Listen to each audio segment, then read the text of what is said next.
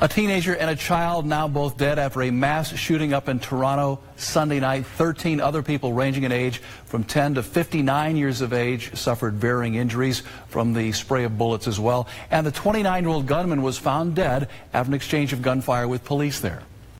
We have to figure out what we can do collectively. It's going to take time. There is no magic pill that we're going to take to say all is well. But I can tell you from keeping the city safe, I think, the highest trained officers in the country that will do their best to make sure that over time people will climatize. And this now becomes the second deadly attack in Toronto this year. Back in April, you recall, a van driver intentionally sped onto the sidewalk into a crowd of pedestrians, killing 10 people in that instance and injuring 14 others. Now, our good friend Dr. Glen Duerr, Associate Professor of International Studies at Cedarville University, is currently in the Toronto area. He's up there on vacation. Glenn, I'm glad you could join us. I know it's time off for you, but this is a significant event. I know you're up there visiting family. Hopefully everybody's okay. Tell me how word of this, how you first learned and what the reaction has been to it up there. Yeah, the reaction is obviously a difficult one. It's a grand tragedy. As you mentioned just a few minutes ago, the second mass casualty event in Toronto. A city of about 6 million people when you include its suburbs, and it's normally very peaceful. I heard about it last night when meeting with family, and it really shocked everyone. Things have returned to normal to some extent. It's a Monday morning, people are going to work, but around the Danforth area, reportedly, a lot more quiet. And so it's a city that's in a bit of shock, a level of bewilderment, trying to figure out what's happened and trying to move forward and learn lessons from here. Yeah, of course, as Americans, Glenn, we tend to have tunnel vision. We focus on what happens in our country, and sadly, there are more mass shootings in America than any other country in the world. But, you know, here again, this is the second one, as you mentioned, in Toronto. They're still trying, I know, to get to the bottom of this most recent one. They have not yet ruled out terrorism. What are you hearing up there?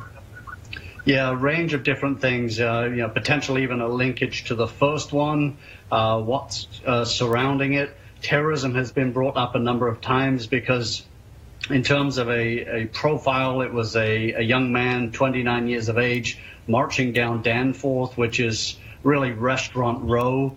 They have a taste of the Danforth coming up in early August. It's a lot like Restaurant Week in Dayton, but just condense all of that. And you get a feel for just how deadly this could have been with an armed man marching down between restaurants, people out for a bite to eat on a Sunday night. And it was really a difficult one. So people want answers.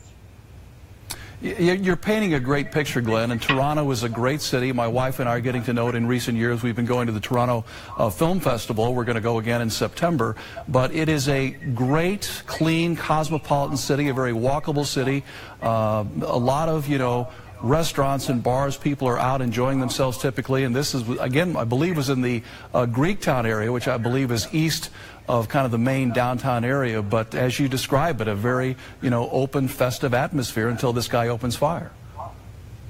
Yeah, absolutely. The Danforth area has a very high population of Greek expats, a lot of fantastic restaurants, people from all over the world trying to make their lives in Toronto. I'm about 25 miles north of that area. I'm in a suburb to the northeast of Toronto. But certainly it's a very walkable city, as you mentioned. A lot of people out. They're used to a very peaceful atmosphere, but it certainly has become difficult because there's been an uptick in gun violence over the last 5 years. And it's reminiscent of about 15 to 20 years ago where there was significant gang violence.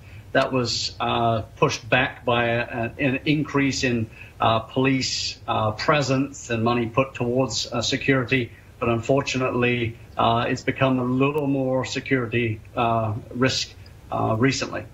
All right, Dr. Glen Duerr of Cedarville going above and beyond the call of duty today, joining us live from Toronto on vacation. Glenn, I'll let you get back to family, enjoy your time, and have a safe travel back to Ohio. Thanks for joining us.